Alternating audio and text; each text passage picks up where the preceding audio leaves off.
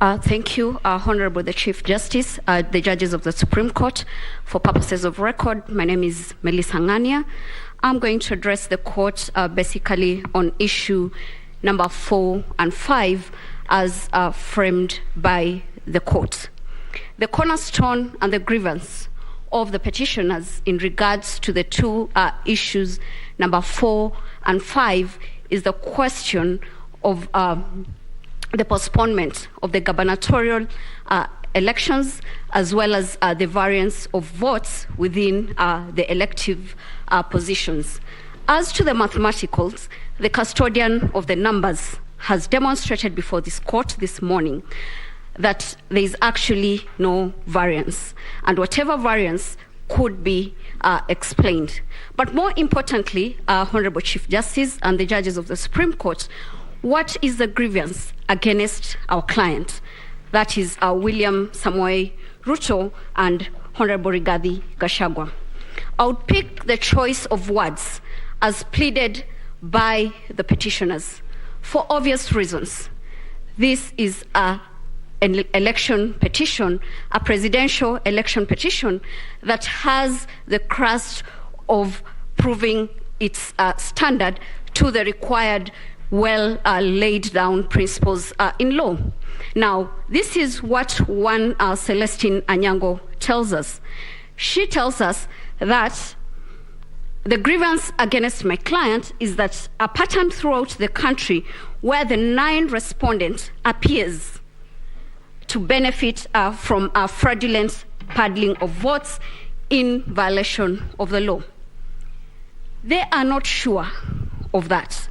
They've not laid a credible, tangent evidence as to the paddling of that votes to the benefit of our clients in this respect to warrant this court to annul the elections as conducted. But what is more disturbing is the position of the Kenyan voter.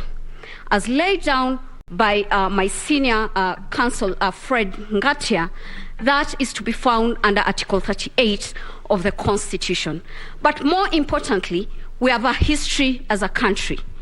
We are a country that has been privileged to legislate on each and every issue that has been litigated before these courts. We are a country that even legislates on the time between which a president should be sworn in office, for obvious reasons, because of the history that has culminated around our electoral law jurisprudence.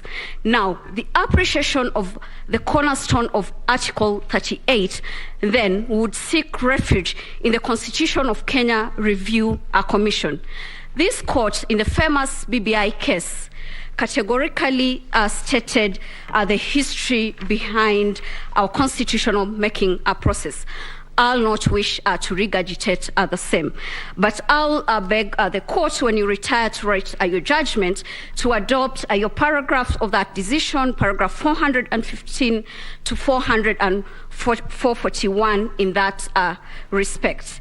Again, Honorable Chief Justice and members of the Supreme Court, judges of the Supreme Court, then what culminated to the Article 38 of the Constitution.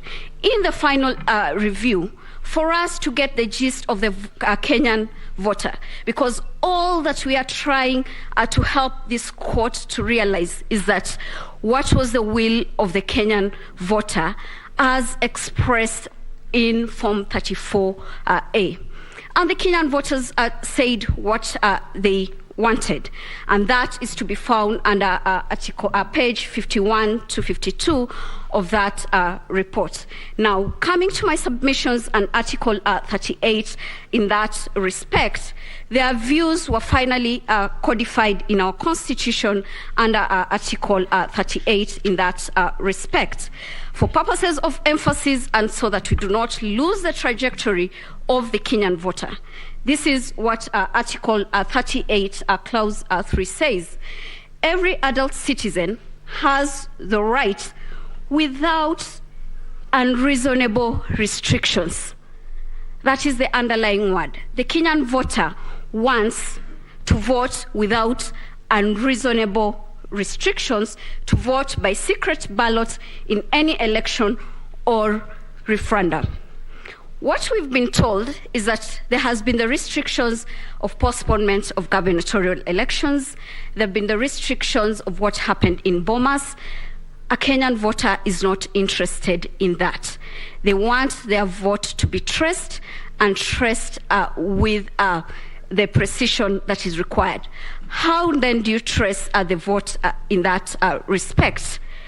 Form 34A becomes crystal clear. The petitioners have not challenged Form 34A in that respect, so that the votes that were cast and tabulated in that respect remain unchallenged. And where they have challenged, we have demonstrated before this court that it is unfounded, it is based on generalization, and it is based on conjecture. It cannot stand the test of what a Kenyan voter would want. More importantly, also, Honorable Chief Justice and members of the Supreme Court, is that how then do you establish at the polling stations? Because the problem that we are having is that there are no agents who have demonstrated any problem with the voting at the polling station. Regulation 81 of the Election General Regulations provide what should happen after the voting has been conducted. That is, the valid votes to be put together, the rejected votes, unused ballots, and counterfolds. They are to be preserved for an election court. Nowhere have we been told that none of that happened, or that there was a problem with whatever happened at the polling stations.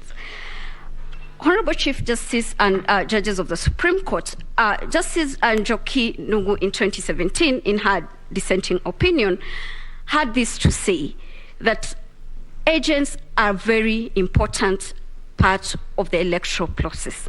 These are the agents of the different presidential candidates. Now, if they are not present to certify their role, they should then not blame any other person in that respect. We have established with our agents and filed the affidavits in that regard that indeed the Form 34As were issued to us, and it reflects what IEBC posted in the portal. The petitioners have not discharged that burden. They cannot now come back and say that they would want to challenge an election by failing to do that which they are required in law to do. What has happened? We've been told a lot of stories. We have 8 petitions, all trying to explain a lot of things. In my concluding remarks, I'll seek refuge in the Holy Book. In Proverbs 10:19, it tells us this: when words are many, sin is not absent, but he who holds his tongue is wise. They've had to use 8 petitions to say what they want to say. In those abundant words, then sin cannot be lost in that respect. It will be my humble prayer that the petitions before this honorable court be dismissed. I'll take this opportunity to welcome my learned senior, Professor Kithure Kindiki, to address you on the 6th issue.